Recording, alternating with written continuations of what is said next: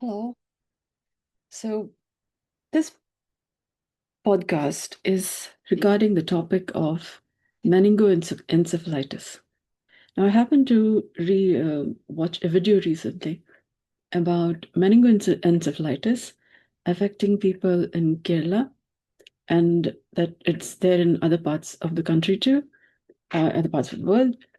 Um, and meningoencephalitis is basically the meninges, or the skin of the brain getting inflamed. Um, Encephalitis, itis is standing for inflammation. Encephalo is the whole of the brain. Meningoencephalitis is the skin of the whole of the brain getting inflamed. Now, um, and it is caused by an unicellular organism called an amoeba. And there are many varieties of it, species of it. And the video also speaks of how amoeba is quite common in our environment. They're present in water bodies, ponds.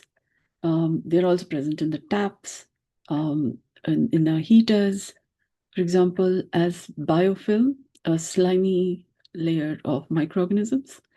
When you don't clean the pipes, taps for some time, there could be bacteria, fungi, algae, and also amoeba. And people tend to have the practice of cleaning their nose or putting water into their nose. And if the tap is having amoeba, there have been an instance, according to the video, in US where a person put water from the tap into their nose and was affected, and the amoeba from the nose um, through the plate, a thin plate between the nose and the brain, um, went through the nose into the brain and then caused meningoencephalitis, and the person died. Now, um, it may seem alarming. Bacteria, virus, fungi, different kinds of microorganisms, they are not new to our body. We even talk about gut microbiome, gut bacteria, for example. Our the brain and body connection is also finely related with um, there are several nervous connections, but there are also many bacteria or microorganism connections between different parts of our body.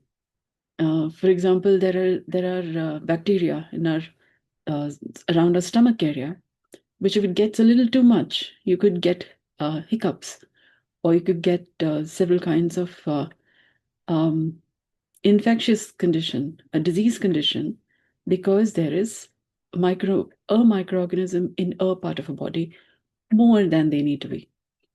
Yeah. So that could cause inflammation, or it's just an imbalance in how the body functions when there is more in one part of the body than versus another. Uh, for example, if there is fluid levels a little too much in one part of the body, there could be a sloshy kind of a sense in that part of the body.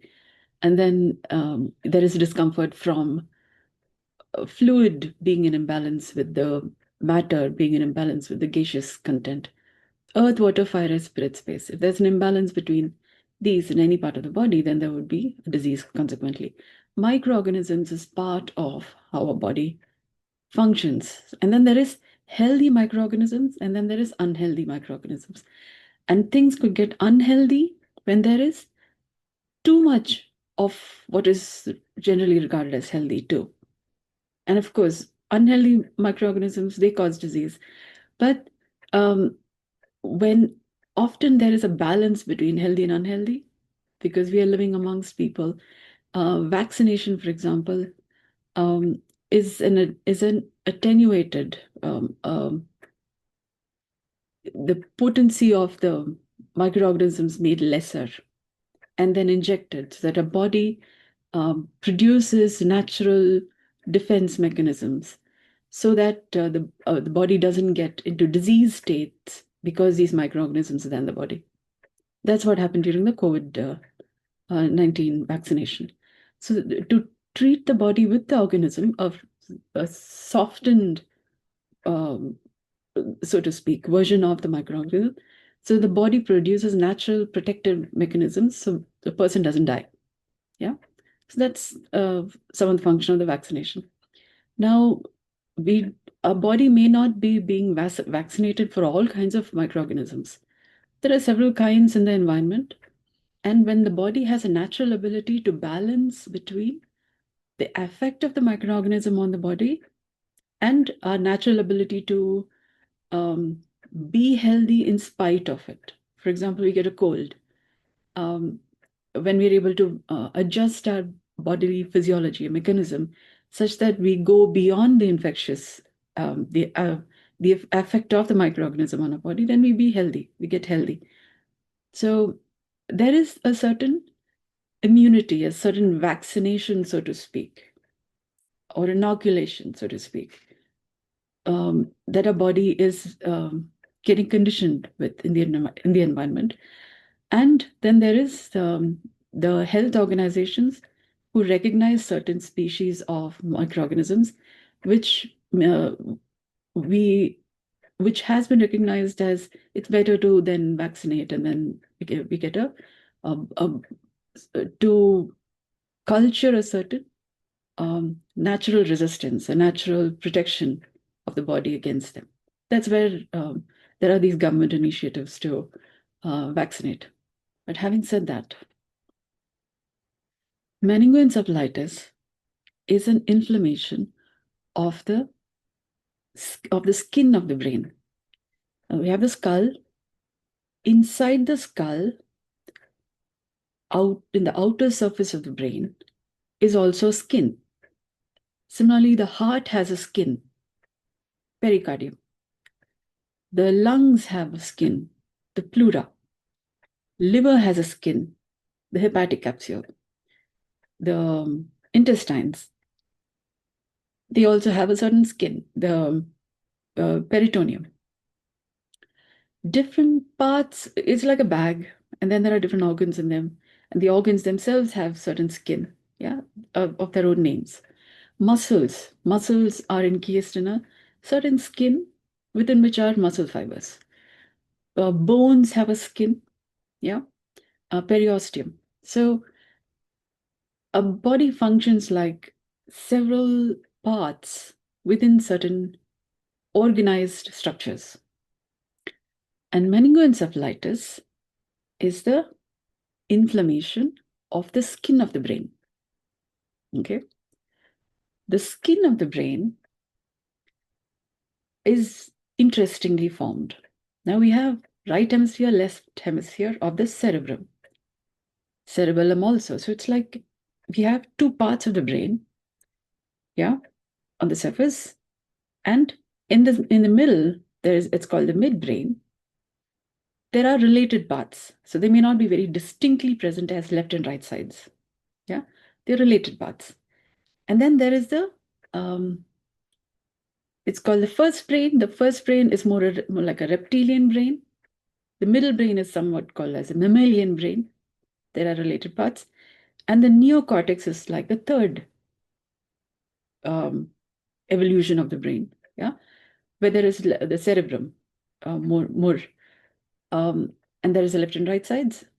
Midbrain also has left and right sides, but they're more related.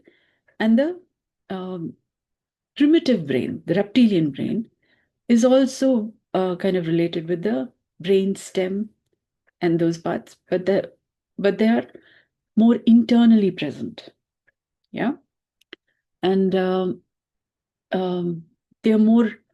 It's more like a cauliflower. So there's a stalk, and from there are branches to form the what you see on the top. Yeah, as the whorls of the cauliflower.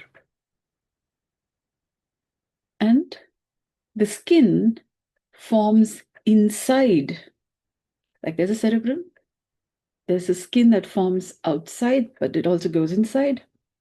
And from the back of the brain is where there is a cerebellum. The cerebellum has two parts, but that also has a covering. And then it forms behind, and then forms also to the middle. So there is the surface, there is the through the center, covering certain parts, with the midbrain in the center, and then there is a covering that is that helps to demarcate between the left and right side. So if you see like a cauliflower is one flower. Now imagine that from the surface, there's a slight demarcation. The center is still maintained, but there's a certain baggage, yeah, that demarcates the surface, and it also demarcates from back, but doesn't entirely cover the middle part. So the middle part can be related, but they're not like entirely cut through, yeah. But there's a relatedness, yeah. It's called the falx, yeah, FALX. Now from inside the brain, about the region of the ears, there is an inner surface. There is a skin forming inside and related with the back, where there is a cerebellum. Yeah. So the front portion of the brain, yeah, or the top portion and the back portion is related and protected. Okay. So there is a differentiation. Um, and the brain functions within that formation.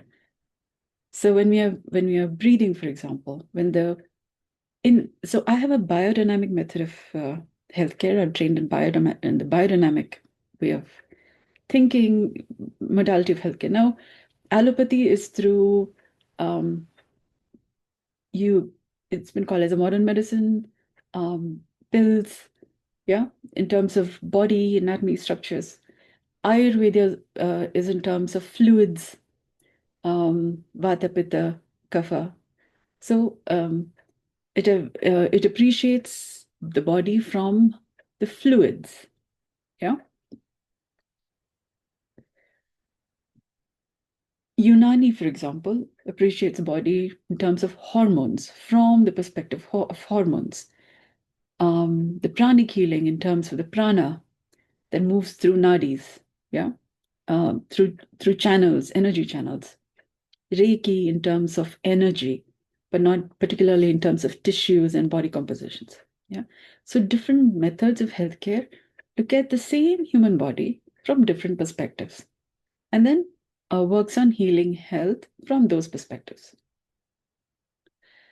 Now, having said that, from a biodynamic perspective, okay, from a biodynamic perspective, looks at the body as a intelligent being, yeah, functioning from an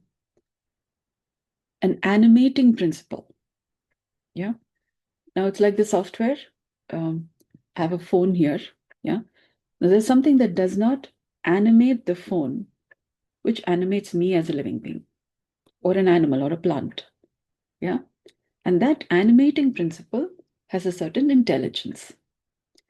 And that intelligence in coordination with the substance, the object, the subject of the body, or the tangible object, like the phone is tangible, yeah, in correlation with the two, maintains health. So that's a certain perspective of how the biodynamic method works. There are fine details. Now, in terms of allopathy, if you think in terms of anatomy and physiology, there is an understanding of how the body functions in terms of anatomy, and then how's the anatomy related with the physiology. Yeah, so that's a perspective. Ayurveda in terms of fluids, how there is still the anatomy and physiology, and then observed in terms of fluids. So how the movement fluids, vata, pitta, kapha, yeah, substance, um, how the earth, water, fire, as spirit, yeah, um, and how all of these interact. So there is a different understanding of how the body functions, or how the body functions. Now, why am I saying this is, in terms of biodynamic method of healthcare, when we are Okay, the skull and the cerebrospinal fluid, yeah, or the mechanism that that connects the skull and the spine and the whole body. This is the cranium. The skull is the cranium. Sacral bone is, we have the spine. At the bottom of the spine, there is a triangle shaped bone called the sacral bone, and below which is the coccyx, tailbone. So, between the sacral bone and the cranial bone is the spine. And per this understanding, there's a gentle movement between the uh, skull and the sacral bone. Yeah. Which then again, the movement is then translating through the whole body, through the bones, because the spinal, the rib cage is related with the spinal cord. The pelvic girdle is related with the spinal cord at the sacral, around the sacral bone. The arms, um, the bones of the arms and bones of the legs are related at the pelvic girdle and at the shoulder girdle. Shoulder girdle is again related with the spinal cord. So there is the skeletal framework and there is the cranial and sacral relationship, um, which is a certain biodynamic. It's a certain rhythmic movement which maintains a certain pulse of life, a certain rhythm of life. It's called the craniosacral rhythm. And that rhythm then also translates in its own way through the structure of the body, because there are related parts with the spine, with the craniosacral system. Connection between skull and the sacral bone and the vertebra and all the related parts from there. So there's a movement, translation of it, of that movement. And disease is also when there is an obstruction in this natural rhythm that's there in the body. Yeah. And then muscles are related with the bones. So over and above the basic movement that's there, a movement of life in through the skeletal system, the skeletal system is then related with the muscular system. And then muscles are then related with fascia, it's related with fluids, it's related, so there are through skin, the nerves, there are different parts of the body, the organ systems, yeah. So the cells, so there are different kinds of cells. Bones have their own cells, muscles have their own cells. So they're all related. And the skin of the brain, okay, there is also the skin of the bone. The bones have a skin of their own. So there is a tensegrity, a tension between the different skins that then then has a certain translation of this movement. Yeah. From the bone to the skin to and if there's something affecting the skin, like for example, there's the air or there's a traffic, yeah. Um, or you apply perfume, yeah, that then has a certain effect on the different skins of the body because they're all part of the same body. And if there's an obstruction anywhere in the natural rhythm between the different tissues, then there could be a discomfort.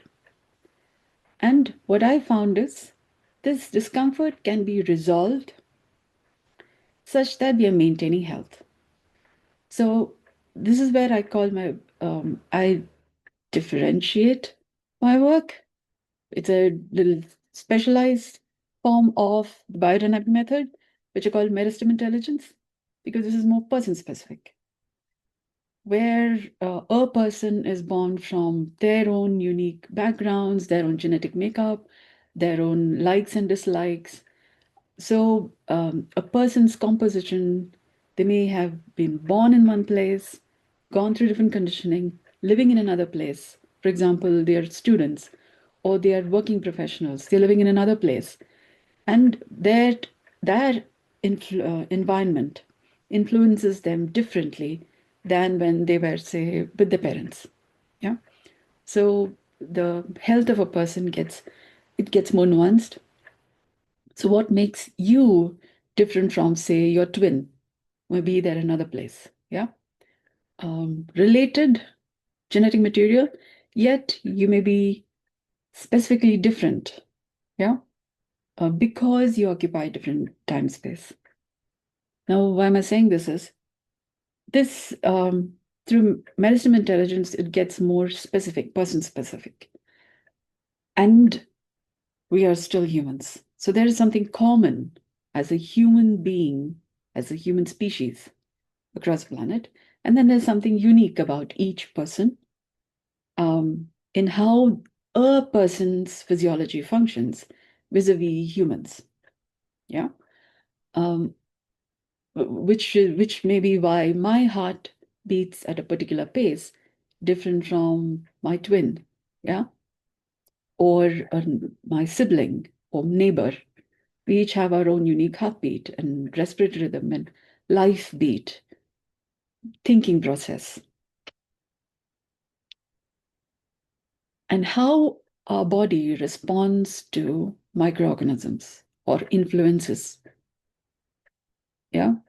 I have something called as a ray of creation, where spirit, space, air, water, um, fire, earth, microorganisms, plants, animals, humans, like 10 influences, 10 building blocks that makes our body as well as makes the universe, multiverse. And there's a certain ray by which there's this evolutionary cycles that happen through these 10. And the microcosm is related with the macrocosm in cyclical patterns, in circadian rhythms, cyclical patterns of how creation happens.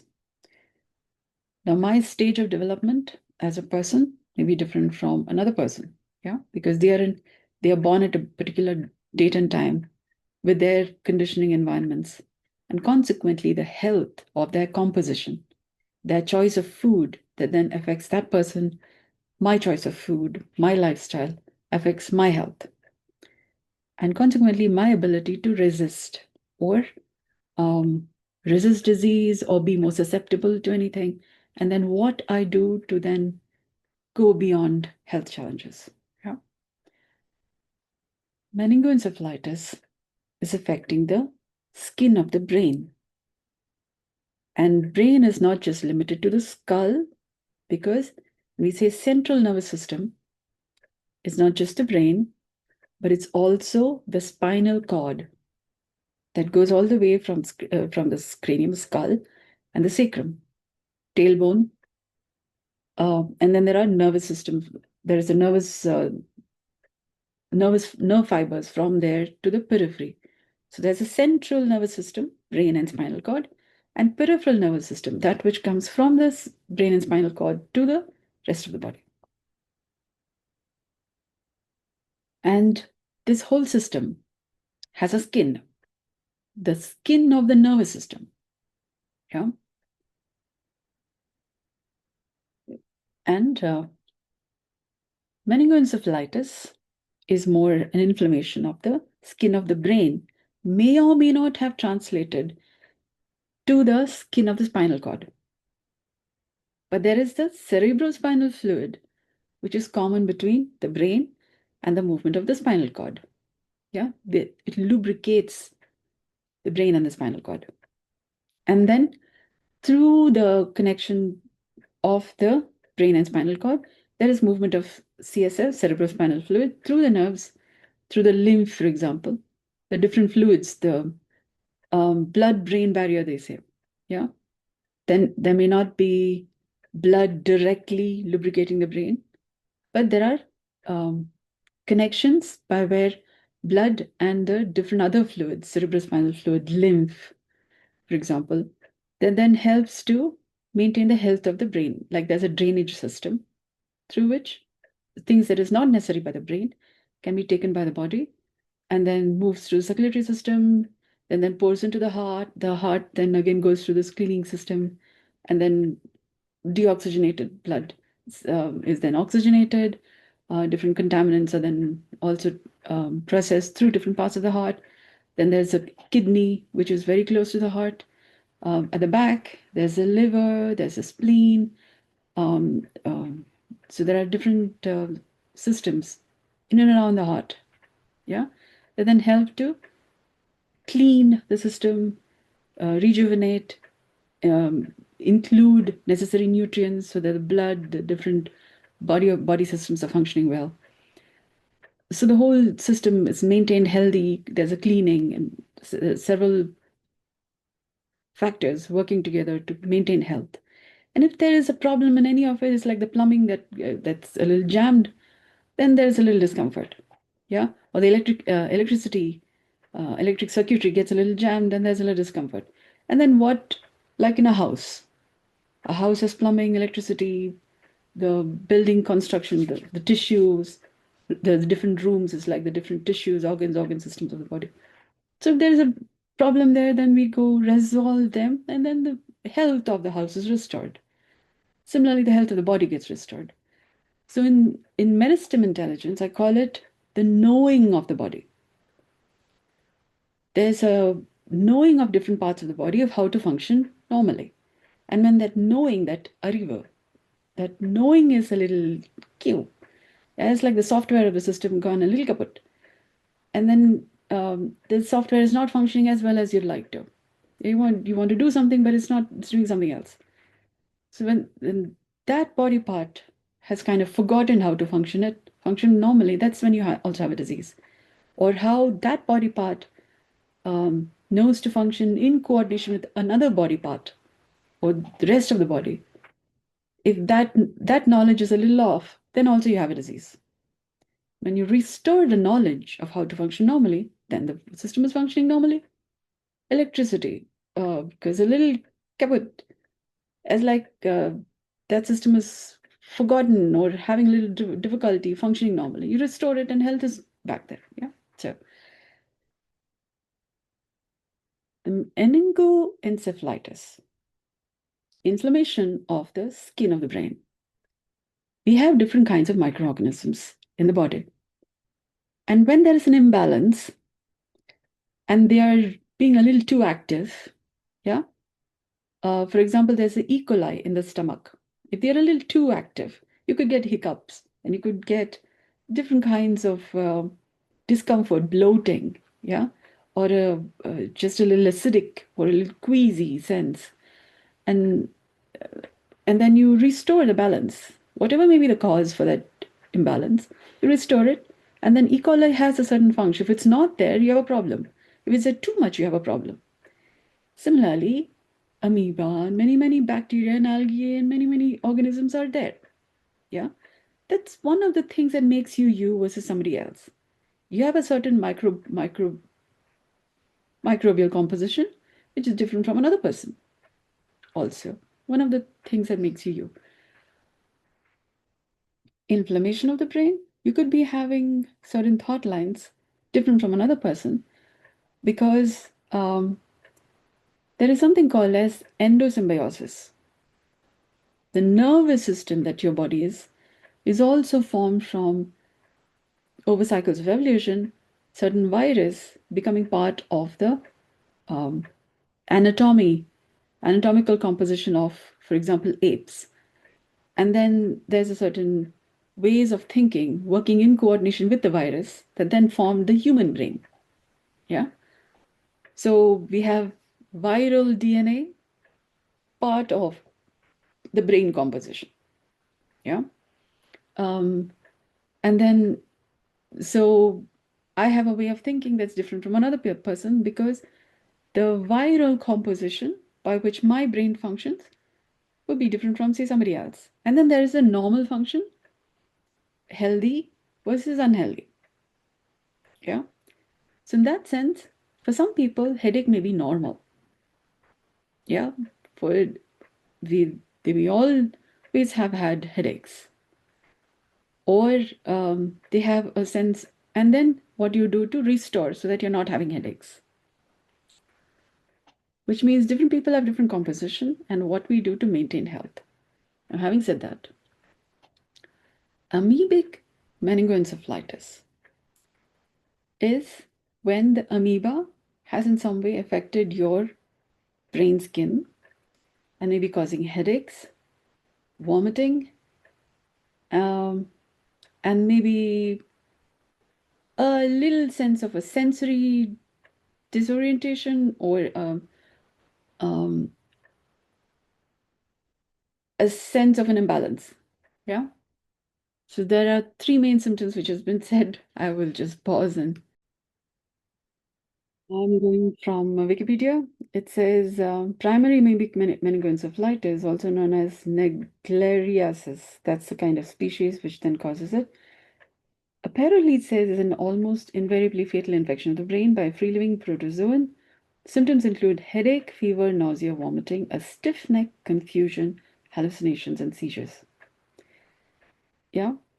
Symptoms progress rapidly over around 5 days with characteristics of both meningitis and encephalitis, making it a type of meningoencephalitis.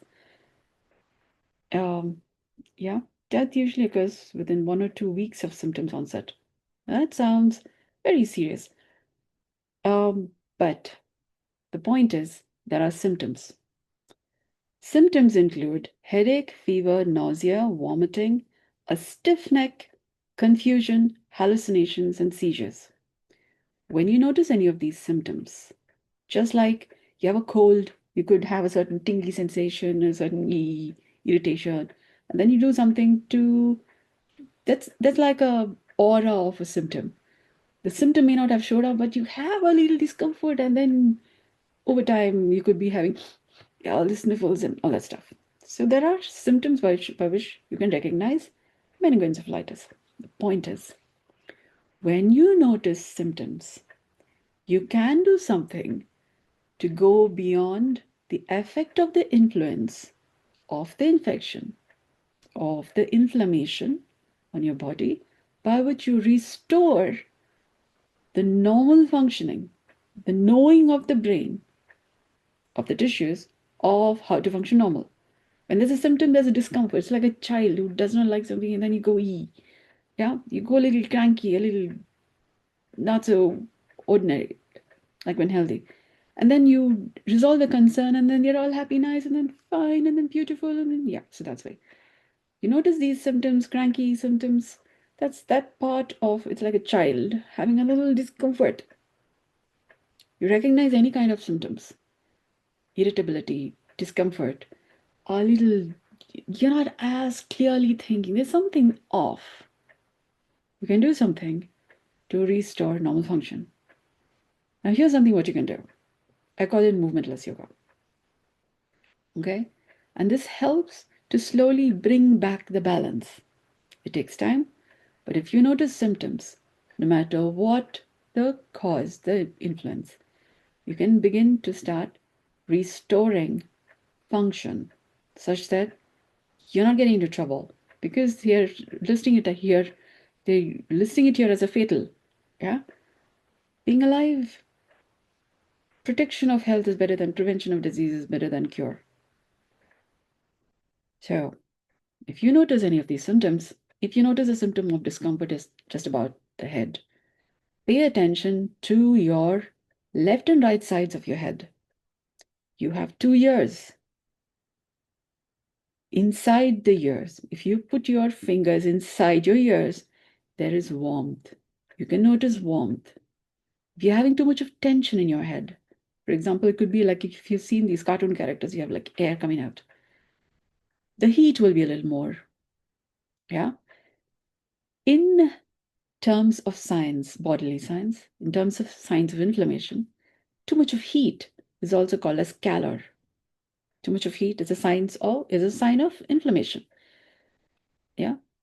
Now that could be because of infection or could just be because you've just been thinking a little too much. Your processor is a little too overly processing. And so there's heat coming out. Yeah, that's a sign of inflammation. Kind of. One of the signs. May not be so fatal, but you could break an artery if too much of heat. So paying attention to, there's too much of heat. Cool down a bit. You will not break an artery or have a nervous breakdown. Yeah, or you won't have a short circuit. Noticing heat is a good thing for you, no matter what the cause of it. Okay? Within a normal limit, the system is functioning well. Now, having paid attention to heat, left and right sides, notice any sense of the tissues of your ears, the softness of your ears. It's not hard like the bone, teeth hard. Ears, tissues, soft. If you can feel the softness of your ears, you're in a better state of health. Because being able to feel your ears makes sure that your nervous system can sense the tissues of the ears, which is a muscle system. The nerves innervate the muscle system.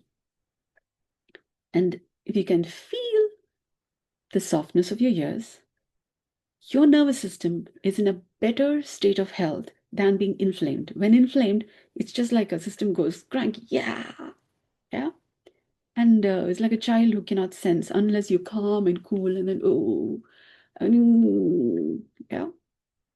So if you can feel the softness of your tissues, you're in a better state of health and more regulated. They say self-regulation and all of that. So this is some parts of it. But being able to feel your ears, even if you're going to just touch your ears, a little bit of rubbing, you can feel the softness of your ears, you're in a better state of health. Because your nervous system is like a child. You do a little bit of soothing, and then yeah, a little sniffle, a little, and then calm down a little bit, like that. Yeah, a little bit of massage will help. Move your ears a bit. Yeah, a little bit helps. Heat would also be in the ears, but there's also what's called as tumor, which is swelling. If your muscles are a little more swelling, it's a little more fluid logged, kind of, not necessarily inflammation. You hit yourself, it could go red. Yeah, yeah, and that redness is called rubor redness. And that swelling, the tissue is going a little swollen, that's called tumor. There's a little more water. The body is trying to fight off an infection or fight off a problem. Maybe in pain. Pain is called dolor. Yeah. So to ward off the pain, there could be fluids, earth, water, fire, air, spirit, space. They all come together in some way to, okay, what's going on? Let's look at what's the matter. And then the earth could be inflamed, the fire could be inflamed, water could be inflamed. Any of these different tissues could be inflamed. And then there is a certain tumor or rubor or dolor or calor or functional. Okay.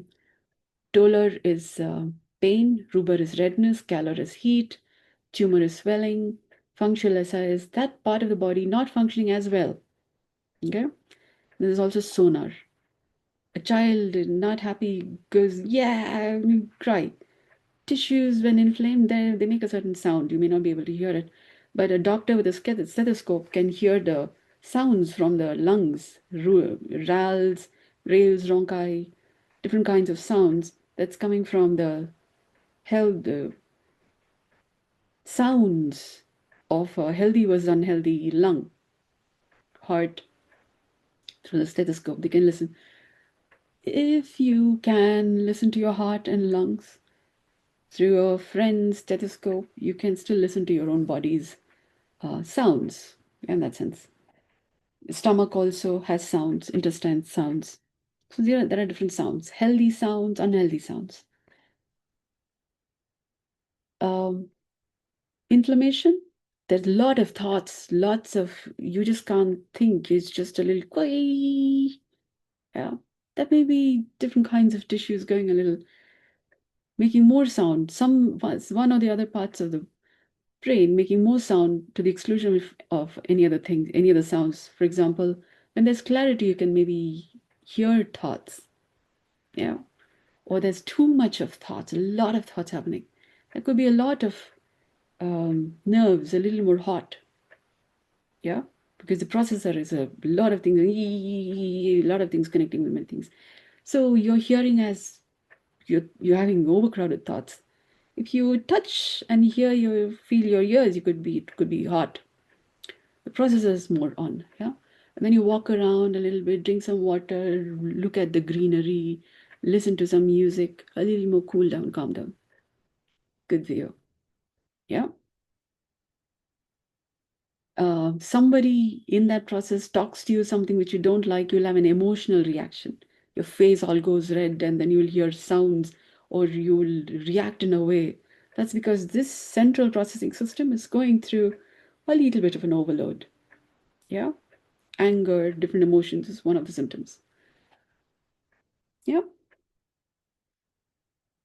So, meningoencephalitis, no matter what the source of the inflammation, it could be the amoeba, it could be um, just environmental influence, social media influence, something that then triggered some past-based emotion, and then you're going on, yeah, signs of inflammation. Encephalitis, itis, inflammation.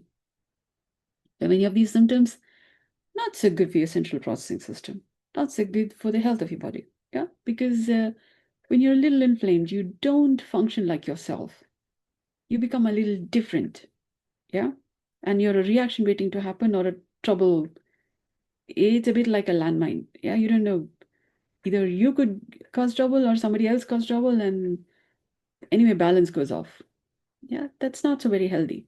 Balance is you being aware of yourself, also being aware of your relationship with people around you, and nobody gets into trouble. Yeah, we maintain humanity across boundaries, humanity within our body, and humanity between our bodies, yeah, between our different environments, relationships. That's healthy. No landmines. We can speak what we want to speak to, and nobody's losing a fuse. Yeah. When there is a little fuse thing, sounds coming out because of a little bit of tension, and you have to tippy toe around people, you know there is inflammation in the environment. Yeah, either it's from you or from somebody around you, but you got to be a little careful. Yeah, maybe offer something warm to drink, or maybe they just haven't slept well enough. If you don't sleep well enough, your system is a little more ready to be inflamed. Yeah, or they haven't gone for a walk anytime soon, which means they've been sitting a little too much and they need to walk around a little bit, or they haven't eaten anything nice in some while, or nobody's offered them something to eat, which means connection between with people in the environment may not be there. They may have been sitting alone for some time, and they don't know their connection with other people is not as much there, and that may be, and so you don't know if there's an imbalance. Some call it as an introvert extrovert, too much with themselves or more with other people. Yeah, different signs of inflammation.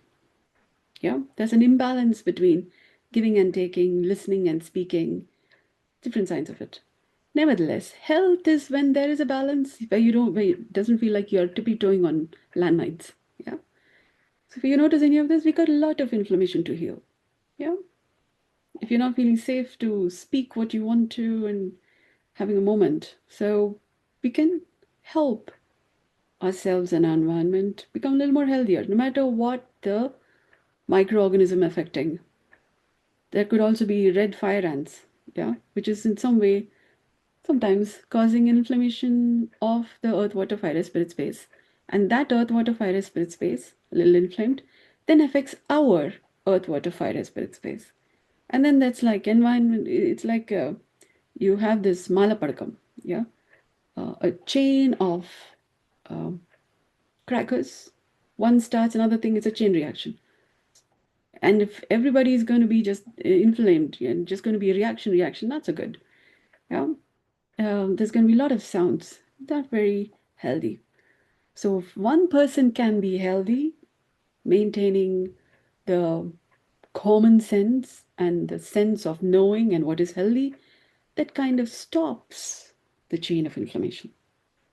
Yeah, it helps each of us kind of remember, aren't we a little too reactive, a little too noisy, inflammatory? And we can calm down, cool, and then we'll have more common sense and a lot more people, healthy, wealthy, wise, alive, doing human common sense things. Yeah, if anybody can recognize any of these signs, That's a society doing healthier, better.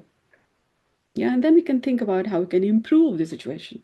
But first, getting to a common sense of, there's inflammation here. We need to cool down, calm down, cool down, and then notice that we are kind of more reactive than responsive, than listening to each other, speaking common sense, humanity cross boundaries things. And then from there, we can improve the situation to better. Yeah, no matter what the cause of the inflammation. But if you notice any of these symptoms, I'll again read out. Symptoms include headache, fever, nausea, vomiting, a stiff neck, confusion, hallucinations, and seizures. Yeah, notice any of that with yourself, people around anybody? Take a little more care. Yeah, they're dealing with something which you don't know about, but at least we can some way support. We would all be healthy for a long time. Yeah. Thank you so much for your kind attention and your interest in all of us, you, contemporaries, future generations. We're all doing well. Little care, a little care goes a long way in having the world be a better place to live in. Good day.